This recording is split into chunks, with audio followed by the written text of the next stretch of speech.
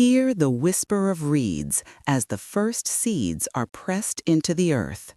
At the dawn of civilization, a young woman kneels beside a riverbank. Mud cools between her fingers as she plants barley in the silt after the floods have receded. This single act of settling changed time itself. A surplus of grain fed specialists and thinkers. Walls rose to protect communities, and laws were carved into stone.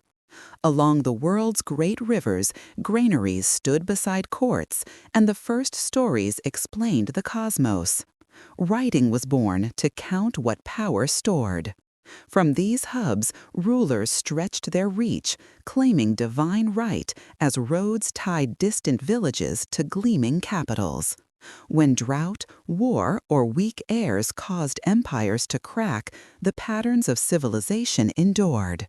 Sages gave power a deeper meaning: ritual, compassion, duty, making strangers feel part of a shared story. Ideas began to travel farther than any army. A scribe turned trader carries a parable in her pack and a contract in her sleeve. Belief, law, and coin moved as one, turning borders into bridges. It was the routes between these worlds that truly began to connect us. Caravans mapped the winds and waters, etching paths across continents. Sailors learned the rhythms of the monsoon. Shipwrights stitched planks to brave the open sea. Metals, spices, and stories crossed the vast emptiness of deserts. Across the Afro-Eurasian world, these fragile ties linked distant markets long before the age of engines. Then, in the late 15th century, bold pilots sketched the outlines of new coasts, and transoceanic voyages pulled the entire globe into a single, irreversible conversation. Our maps, languages, and faiths still echo those ancient routes. But so do our modern debates over borders, migration, and trust. For the oceans carried more than cargo. They carried silver, sugar, and unseen microbes, tilting the world's balance of power forever. In Paris, smoke and ideas ignite at once. A printer's apprentice, a distant descendant of that riverbank planter, wipes ink from his knuckles as the streets outside shake with cries for bread. It is the late 18th century.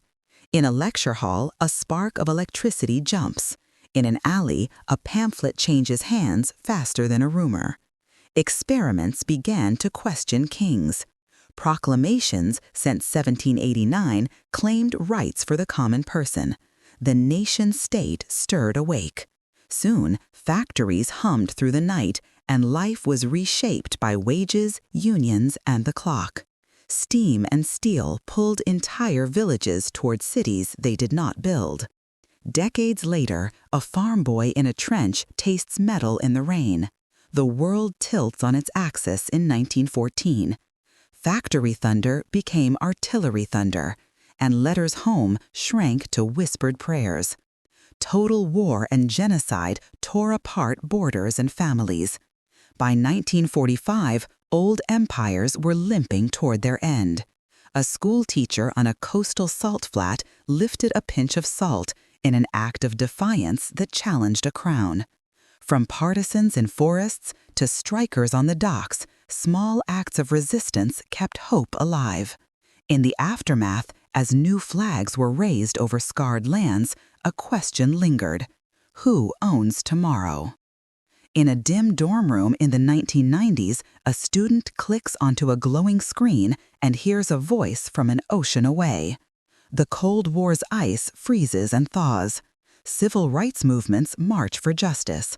A new web of satellites, fiber, and code weaves a net that binds strangers on a wired planet. This history matters now, because our choices ripple across that net instantly. A headline on genome editing arrives by noon. An AI streams a sermon to millions. But as we connect, fractures deepen. Inequality sharpens, and our interdependence feels fragile. Climate disruption, pandemics, and mass migration press upon every shore. The hardest lesson is yet to come. How do we steer this interconnected world without shattering it?